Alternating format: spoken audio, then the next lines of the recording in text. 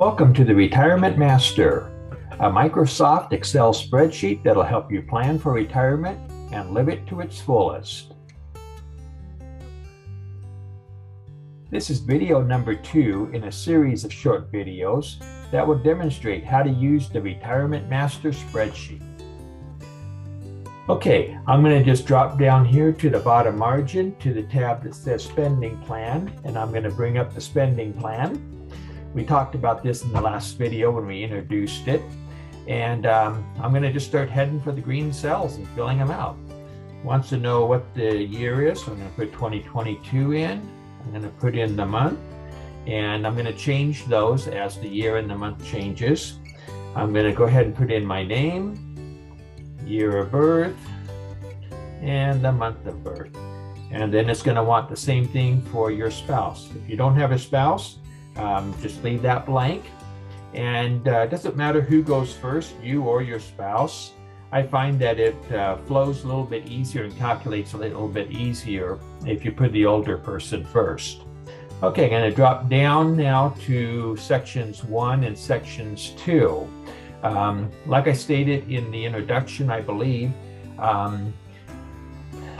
it's really important to put together a good spending plan for your retirement years.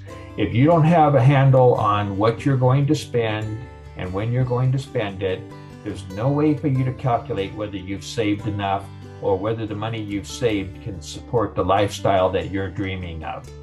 So with that said, let's start with section number 1. This section are monthly expenses that you have. They're expenses that you're going to have for the rest of your life for the most part. And these expenses generally are about the same amount every month. So look at the categories that I have preloaded. Delete the ones you don't like. Add ones that you want to have in there that I don't have. You can combine categories, and you can take a category and break it down. Whatever you want to do, whatever works to help you break down what your spending is. And then I want you to put in a dollar amount for each one of those categories. And this will be a monthly amount.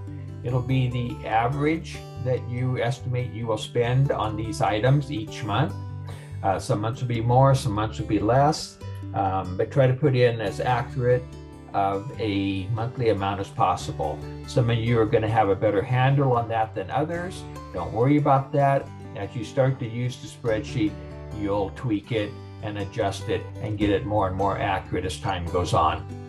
Dropping down to section 2, it's very similar. I've preloaded a number of categories, and you can do what you want with them as far as changing them.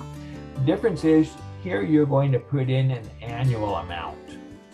And categories here are going to tend to be a little bit bigger dollar amounts than section 1. And they're going to be things that don't happen every month. They happen, once a year, twice a year, or just sporadically.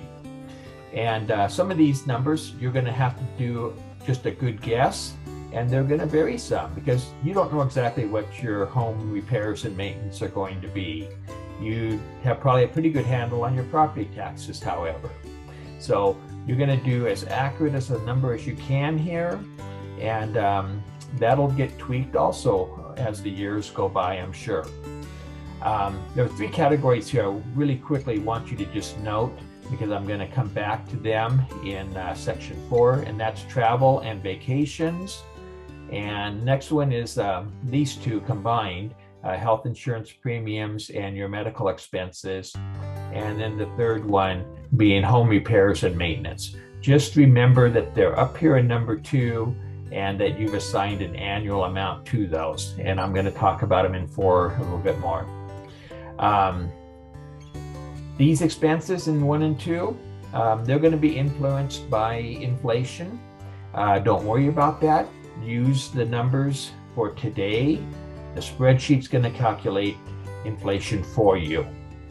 Also, these expenses are all expenses that you have basically for the rest of your life.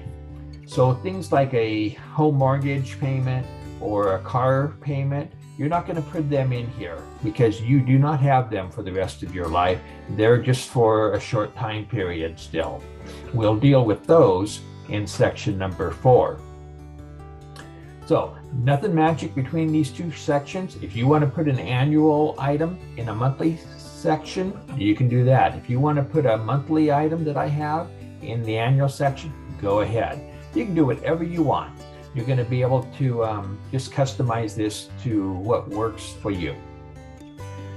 Okay, with that, I'm going to leave you and let you digest what we've gone through and think about your categories, think about the dollar amounts you want to be putting in there for the lifestyle that you're planning for retirement. And I will see you on the next video where we'll dive into sections 3 and 4.